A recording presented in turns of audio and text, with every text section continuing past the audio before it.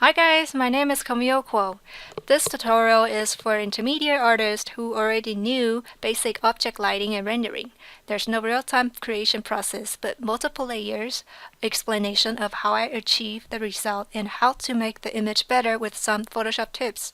The best thing about this tutorial is that it does not require any special brush or a complicated filter adjustment, but just default Photoshop brush and the basic knowledge. So let's get started. Prepare a roughly painted environment from a huge chunk of shapes. In this monochromatic environment, I choose green as my primary color scheme. Avoid color close to solid black and white because the colors tend to resist most adjustment later on. For example, if we are applying an overlay layer, which only affects mid-tone color value, then it means any shade that's black and white will stay the same. Not only that, your image will end up having less and less mid-tone value after being applied with any contrast enhancement, and likely result in overexposure of light or shadow. Remember, mid-tone is your friend because information is stored in mid-tone value. However, a lot of people may question, they often see bright color in lighter value which is close to white. But in fact, it's our eyes doing tricks to the mind thinking that it has lighter value. So here I'm gonna demonstrate how our eyes is tricking us. So which of the three blocks that you think have the closest lighting value to this saturated green right here? For myself personally, I would say the first one and the second one. Okay, so let's find out, desaturate the green and which lighter value it has.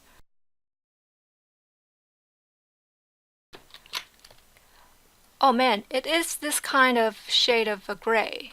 Look at how dark it is once you desaturate it. And it's the same grade as that one right here. So now you know how our eyes trick our mind. And I also have this simple indication of perspective to help me align these three pillars. This fundamental knowledge of the relationship between color and lighting value is super important, especially if you're gonna start from grayscale painting, then apply color afterwards, which I will have in my upcoming tutorial. So without this understanding, you will have hard time struggling trying to make your art appealing to the eyes, or you may know how to make it, but don't know why it is better that way. I wish I already knew this simple concept in my early years. So when doing environment art, another important thing besides perspective is the feel of depth.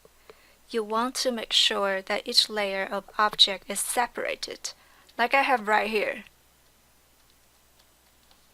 What I mean by the depth is the eyes can be able to tell the distance between each object, such as which one is closer to us, which is further away. It is easy to do just by controlling the lighting value. Very commonly used technique is making the object that's closer to us darker, having darker tone, and bring down the lighting contrast for the further ones, since distance objects tend to be faint. So just remember to separate your object to different layers. Like these pillars right here, that this one is the most closer to us, so I give it a darker shade than the other two. And the further one in the back has fainted away from us. Look, I explained so much. So what's the point watching someone creating art without any explanation? Next step is generally applying greenish hue in overlay layer, like here. Then Ctrl-Alt-Shift-E to flatten everything to one layer. Then we go here, click on this to bring out this menu, and click on Level, and which I already have this one right here. Bring down your light, and then slightly bring up your shadow. Go back to the menu, select Color Balance, and adjust your midtone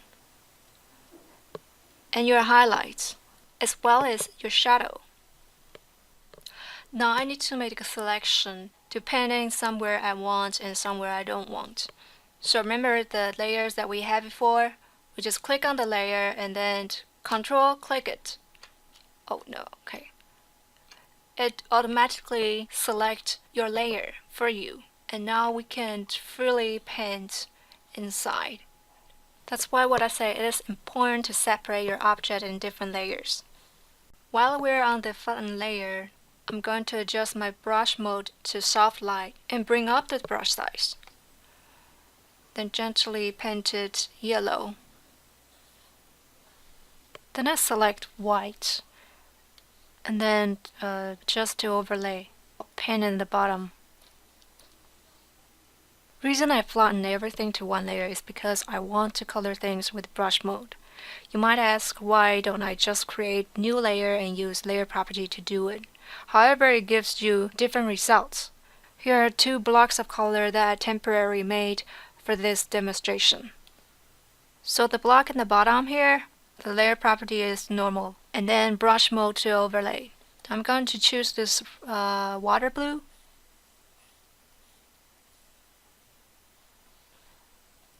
And then for the upper block here, I'm going to add a new layer and then set this new layer to overlay and Alt click in the middle in between to link these two layers. Then I'm going to paint same color as before. But anyhow, so you can see the difference. Even though they're painted in same color and use the same overlay mode, but the result is different. So the conclusion is using brush mode on normal layer gives you better results than using normal brush on layer property. All because you need the base color to take the chemistry effect. So if the base color is set in different layer, then no matter how much layer property you apply, there will be a limited effect. Select Photoshop default brush to paint particles. I set the spacing. And then I set shape dynamics. And scattering. Brush size. And flow.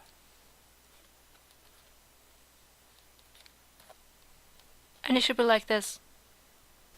Now flatten all layer to one new layer again, then go to filter, blur, Gaussian blur. Blur amount like this, hit OK. Set layer property and overlay. Then adjust the opacity. So here's the before, and after. It enhanced the overall saturation and lighting contrast. Again, flatten all layers to one. Then apply some red color and highlight brush mode. Since red is the opposite color from green, as well as apply some green to the palette.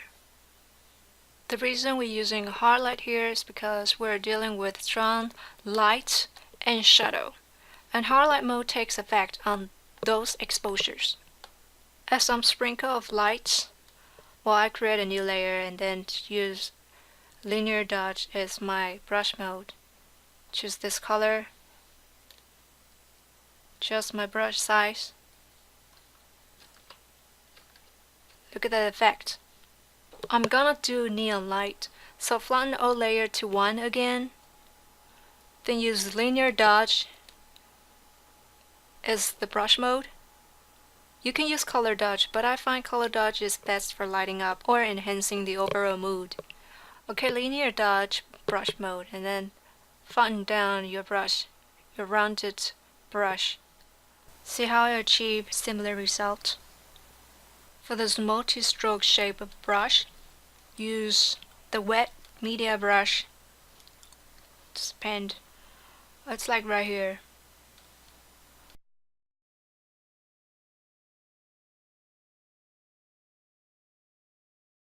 Something like that.